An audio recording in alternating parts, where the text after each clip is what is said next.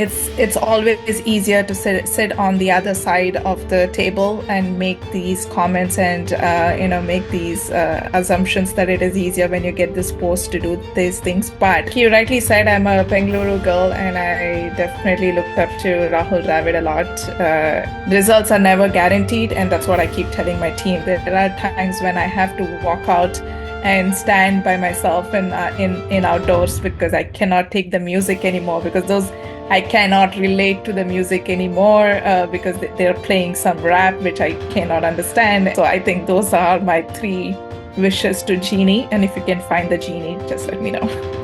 I wish I could be Alice Perry, but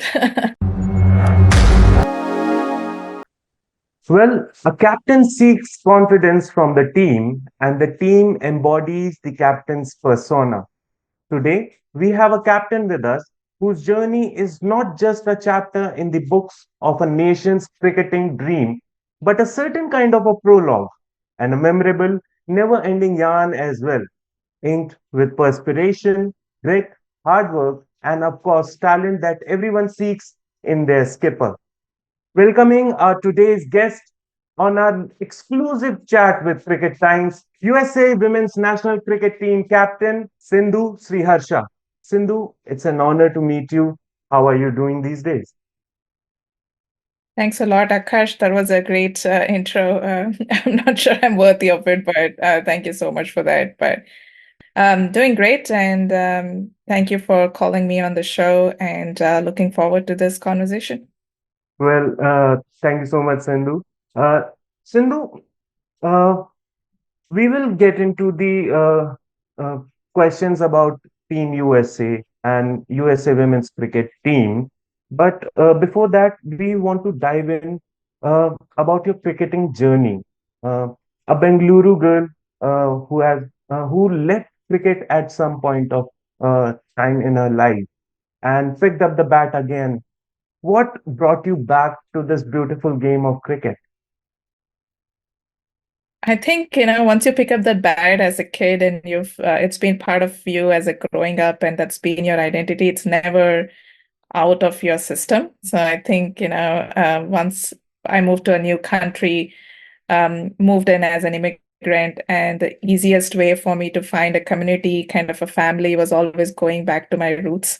And then knowing that I had the talent and the skills in a sport, and I could easily form some relationships and find some friends, and basically a community as well. So I kind of like wanted to create my own life here in the new country, and so kind of picked up the bat just for the fun of it, not wanting to be a professional athlete again or a professional cricketer, just wanting to go recreate that fun part of the sport itself that was missing towards the later part of my career in India. So kind of wanting to rediscover that. So I just kind of picked up the bat for that. Well, you certainly did, and you're doing great as well, Sindhu. Uh, who was your idol when you started playing cricket? I want to embody his or her aura, the persona, the work ethic, the fitness regime. Who was your idol back then when you started playing cricket? Like you rightly said, I'm a Bengaluru girl, and I definitely looked up to Rahul Dravid a lot. I saw him very closely in the Chinnaswamy stadiums when it comes to his work ethics and how he prepared himself. I knew from the beginning that what he was putting up as performances on TV basically was based on all of the work that he was putting outside of those field that he was in. So I knew what it meant to kind of prepare, and I knew what it was to be that disciplined, an athlete. I learned from the best, I guess. So I looked at him very closely, definitely followed his career a lot. Kind of wanted to be like him to an extent. I think when I picked up the bat, I wanted to bat like him. I felt like my defense was like his. So kind of definitely looked up to him in my early days of cricket. Uh, well, Sindhu, moving on to the questions about USA women's cricket team. You have been through thick and thin with the board, with the US women's cricket team as well. Um, there are some developmental process going on, the procedures, and most of in the domestic circuit as well. Most of it in the domestic circuit as well. What's the scene out there? Are you receiving an output out there in US when it comes to domestic circuit? Is it all positive? And how is the team going to perform uh, in with respect to youngsters that are coming in the future with the USA women's cricket team?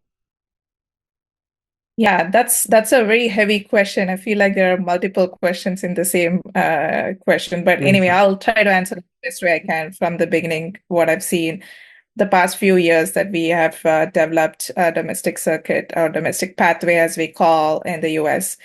Um, First of all, I want to say that when USAC was established, kind of constituted in 2018 or 2019, was when a board was put in place by ICC Americas.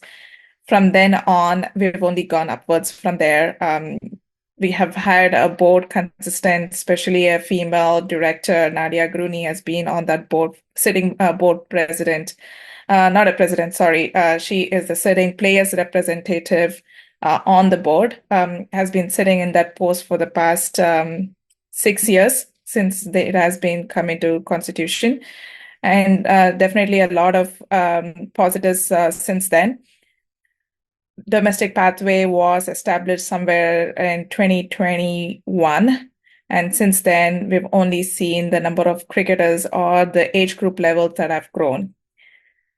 Definitely one of the biggest milestones, or I must say, an era that changed a lot for us was also having Julia Price as our coach from 2019 to 2021 or 20, starting 2021, 2022 towards the end of it. Those 2 years made a lot of difference to us as cricketers. And I think, she was instrumental along with the board then to put in the domestic pathway in place. And since then, definitely we've grown a lot, like I said. And this year, particularly, I want to definitely call out the under 15 nationals for the first time ever. We had an under 15 nationals. We had two teams, East and West, compete against each other for a very well contested and competed tournament.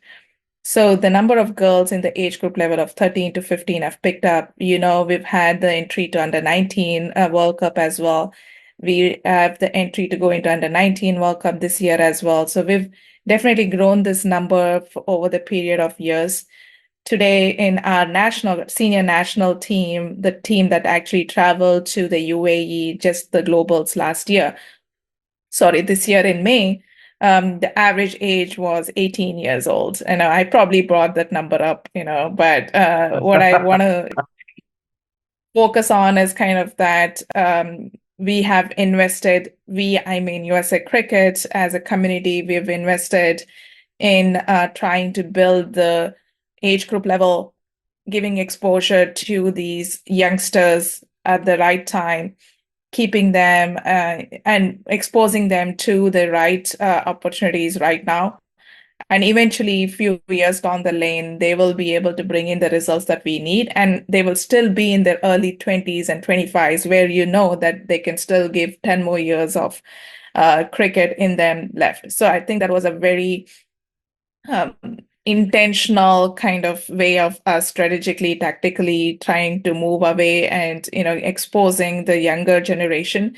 They might have not been ready 2 years back when we exposed them, but today they are the seniors. Some of them we call as seniors are only 18 years old. They have played cricket for only for the past, say 4 or 5 years. But because of the exposures that we've given them, number of international games and the exposures they've had, they are today prepared, to take a lot more challenges, and they're a lot more matured as a cricketer to go out there and at least compete with the higher ranked teams.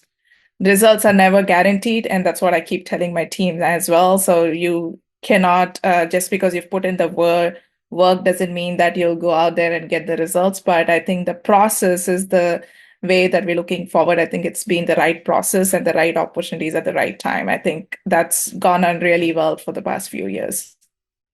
Well, thank you, Sindhu, for giving such a great answer to a heavy question, and that too in the start of an interview. Um, Next question for you is that we have there's an ICC T20 World Cup lined up this year for women's when it comes to women's cricket. With the ICC Women's World Cup 2024 just round the corner, uh, the question arises when we all will be seeing in the USA women's cricket team. And supposedly,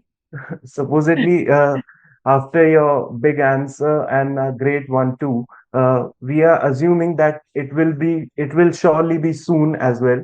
But just asking you for the matter that what is the timeline that we'll all be seeing USA women's cricket team in the ICC Women's 2020 in the ICC Women's T20 World Cup? See, when you sit down to make plans, you always plan for 4 years down the lane or 5 years down the lane, and you have a 5 year plan or a 4 year plan, and that's a long term plan. With the new coach coming in, the expectations would always be that you put in a plan as to how we can make that World Cup in 4 years down the lane. With that starts with the right exposures today. We should be playing a lot of T20s internationals with higher ranked teams. Right now, the only time we play higher ranked teams are when we go away for globals every 2 years.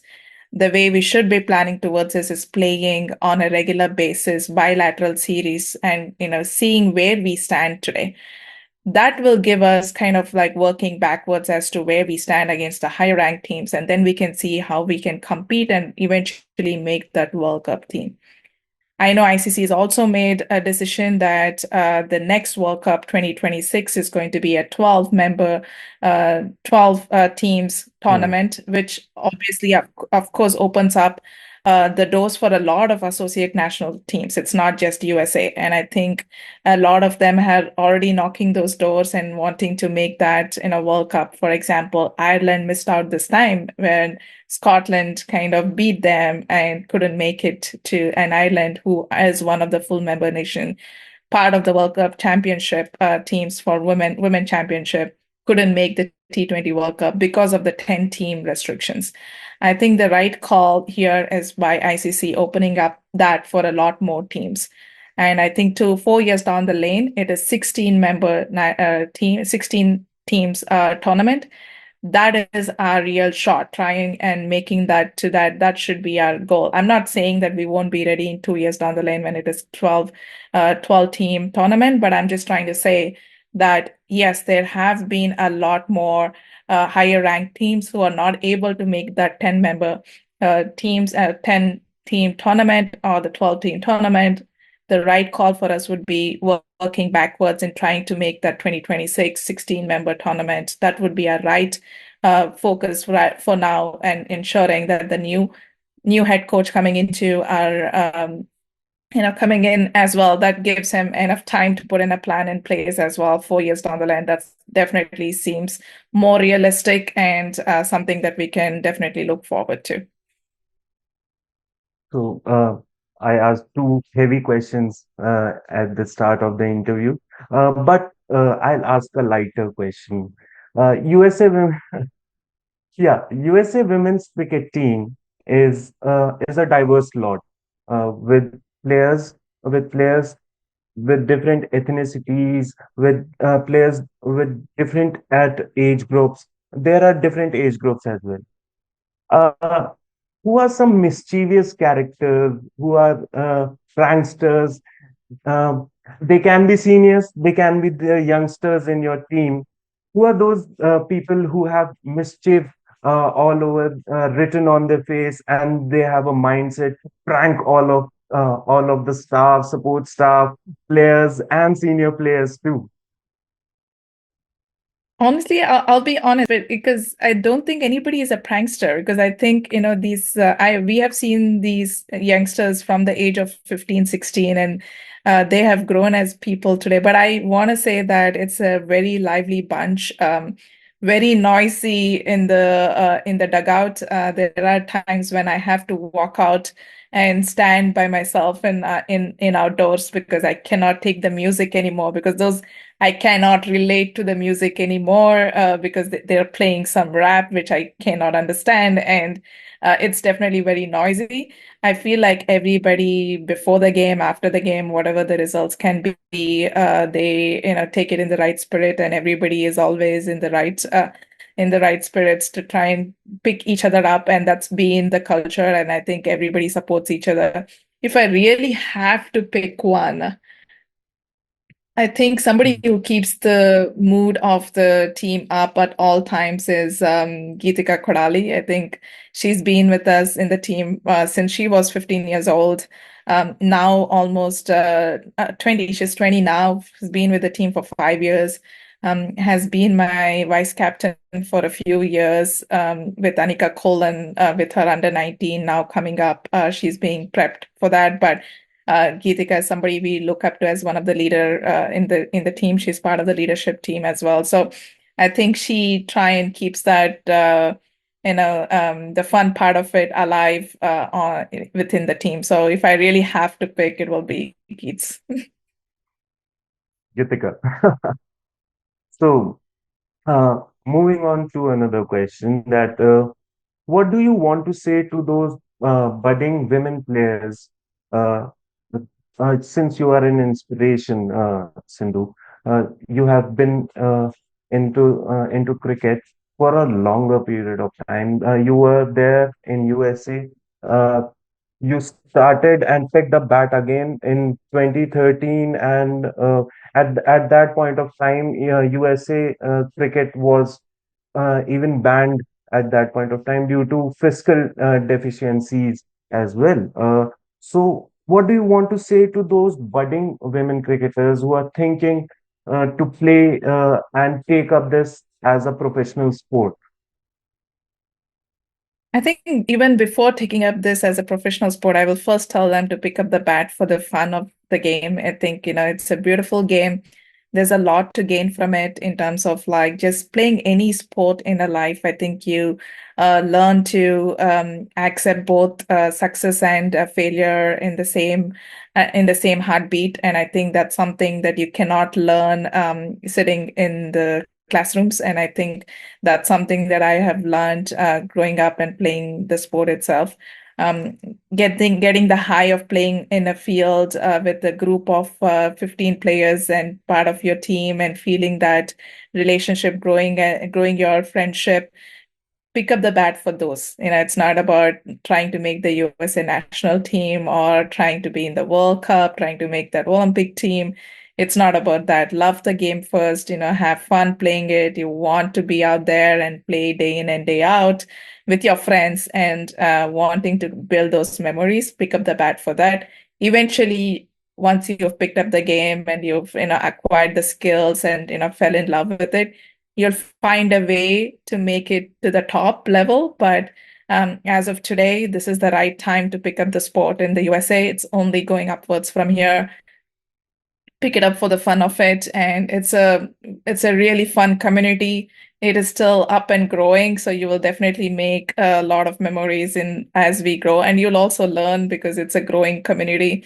It's not a well-established community yet, but it is reaching there. It is going to reach there in a couple of years, but I think it's the right time. Just pick up the sport for the fun of it.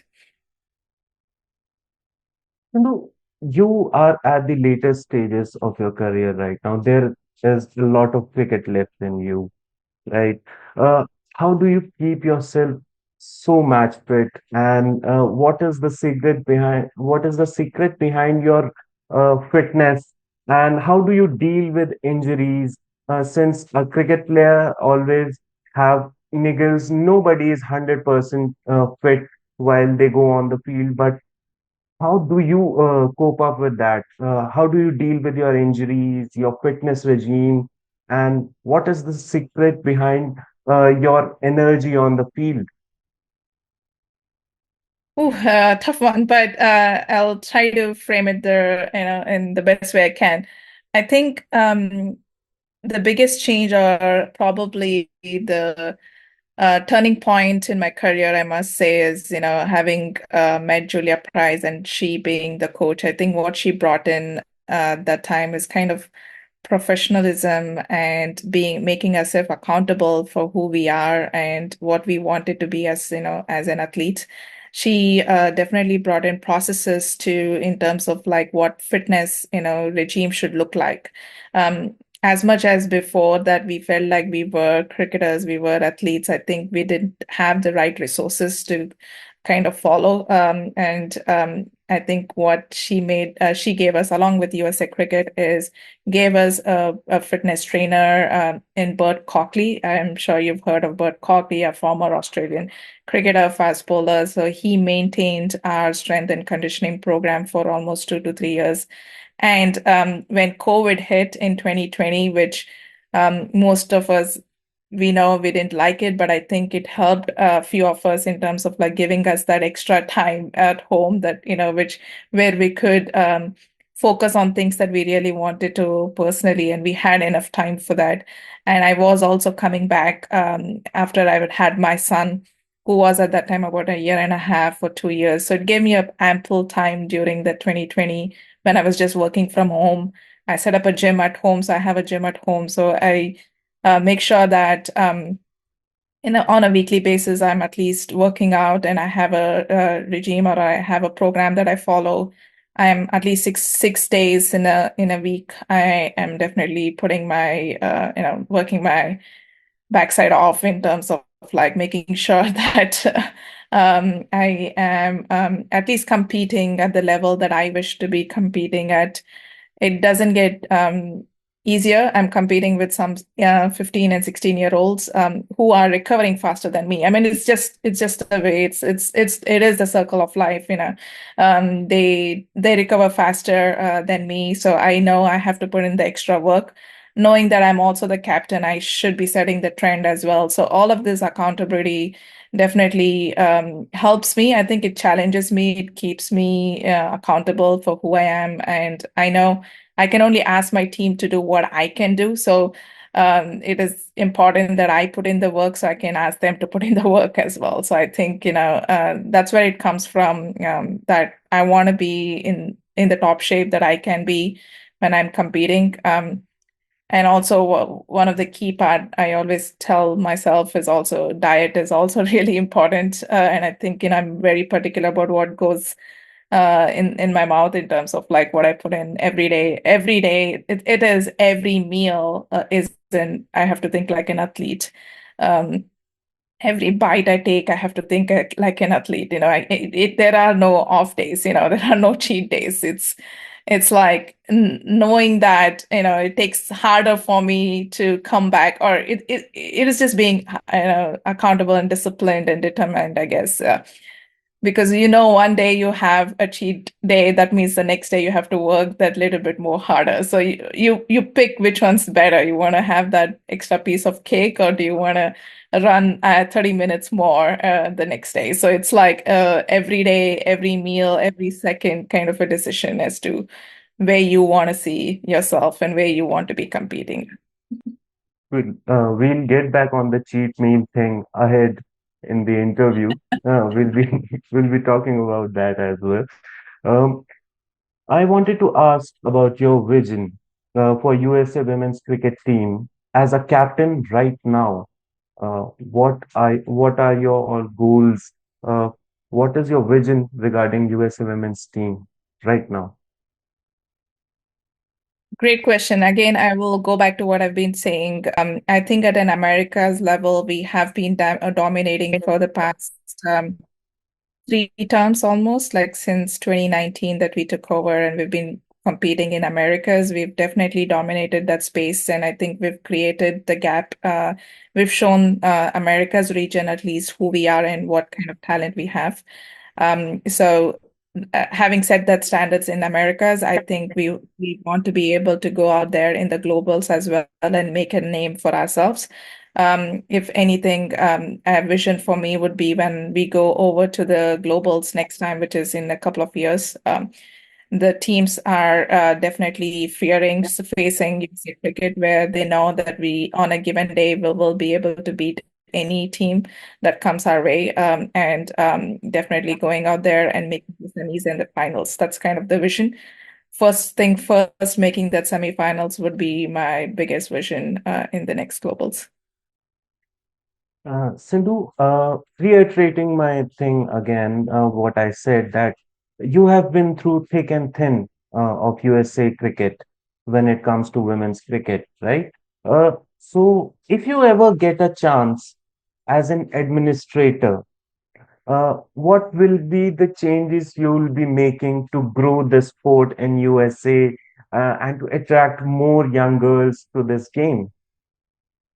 See, I am definitely gonna first put in a disclaimer here that it's always easier to sit on the other side of the table and make these comments and make these assumptions that it is easier when you get this post to do these things. But I'm going to change around the question a little bit and make it like if I have a genie in front of me and is asking me that these are the three wishes that you can ask for, and anything you ask for can come true. So I've changed your question altogether. I'm not putting myself as an administrator because I know it isn't easy. It's easy to sit on the other side and judge others.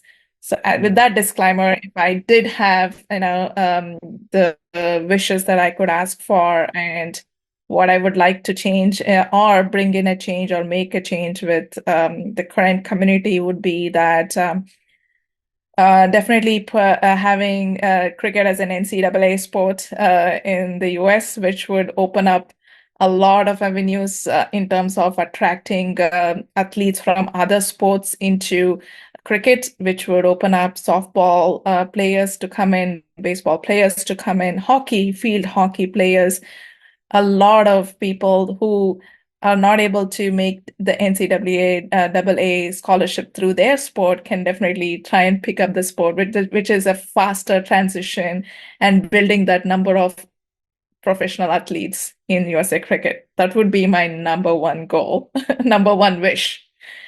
So that's why I'm saying that it is easier to sit on the other side and talk about this.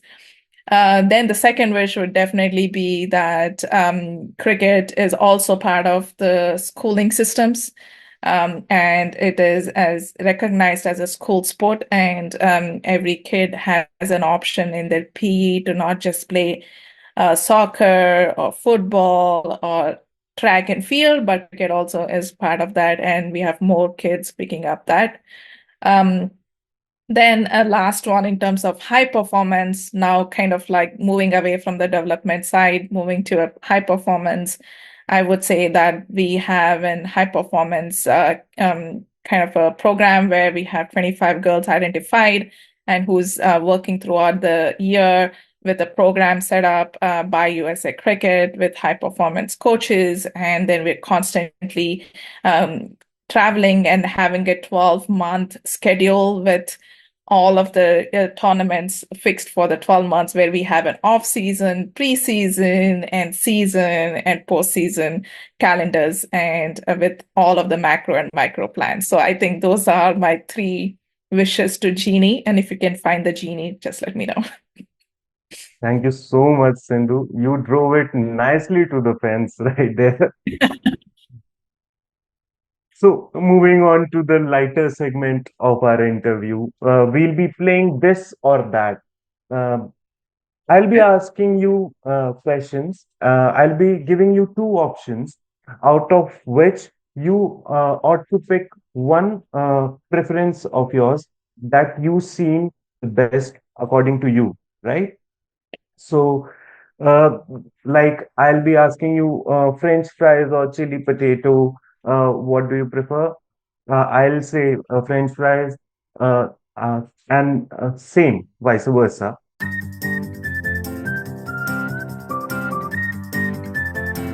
Let me ask you the first question: brownie or kheer?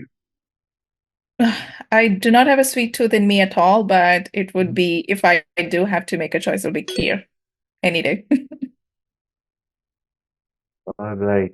So, Shah Rukh Khan or Brad Pitt? Shah Rukh Khan. Mithali Raj or Harmanpreet Kaur? Harmanpreet Kaur. Sachin or your local boy, Rahul Dravid? Rahul Dravid. Somber, cute meet, family get together, or a Coachella concert where Adele is performing. Oh, family get together any day. Bollywood drama or Hollywood rom-com. That's a tough one. I like both, actually. I want to say both in this one. A six out of the park or a straight drive to the fence. Six out of the park. That doesn't come very often with me, so I'll pick that. Virat's cover drive or Sangakkara's cover drive. Virat's cover drive. Virat's cover drive. Nice. Thank you, Sindhu.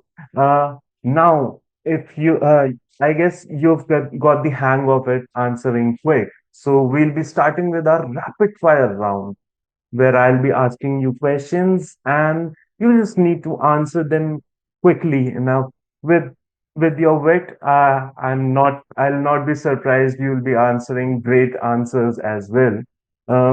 So let me start with my first question. Rank these players as per your preference in on one, two, three, four. Uh, Elisa Healy, Smriti Mandana, Chamari Attapattu, or Heather Knight. I think you got the order right. It will be Alisa Healy. What's the second one you had? Smriti Mandana, Chamari Priti Attapattu, Heather Mandana, Knight. Heather Knight. So, yeah, so Anything I same would order. change Heather Knight to Kamari Putu. Three and four will be replaced, right? All right. A tip to ICC to grow cricket in the associate nations. Bring in the World Cup League, just like for the men, for associate level women as well, where we have League Two and League One competing against each other, and confirm schedules like just how League Two have for men. Do you? I'm really sorry. So, uh, Yeah, yeah, that's it. yeah.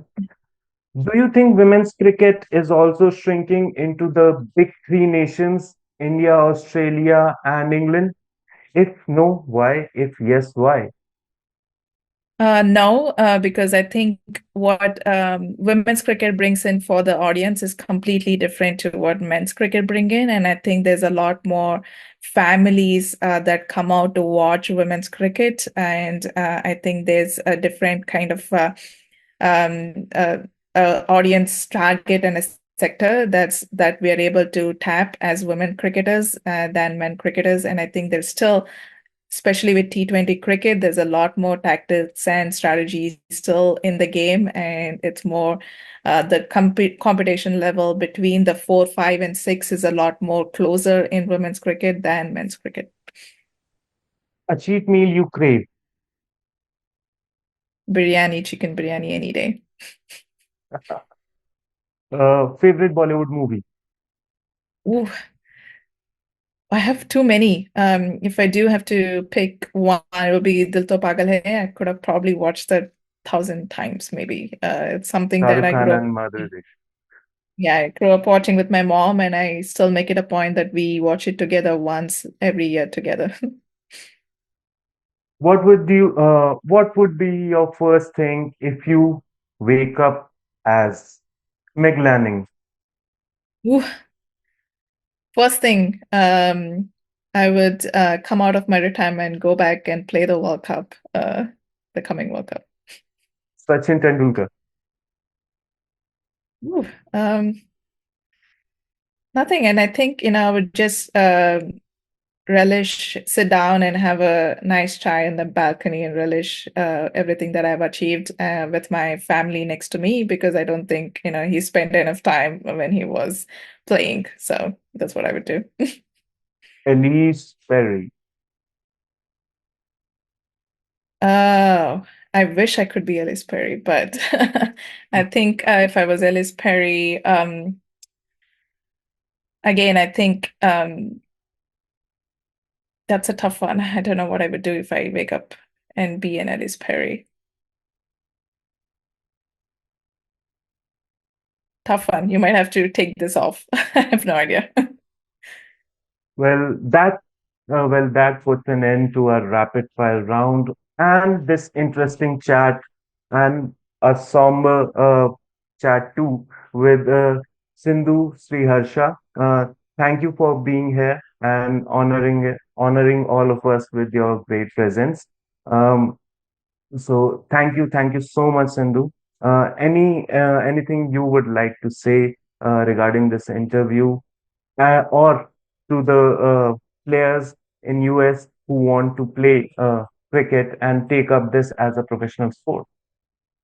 Yeah, and I think, Akash, first of all, I want to thank you for, and also crickettimes.com and inviting me for this interview and the amount of work you all put in terms of showing visibility for the associate level cricketers. I did see there was a Babbitt's interview from Netherlands as well, and I think definitely appreciate that you're covering associate level cricketers. And I think there's a story here, and there is definitely a lot more cricketers that would want to be noticed and wants to have this visibility. So thank you so much for putting the hand up and doing this for us. So appreciate you all for that. And definitely enjoyed myself in this interview.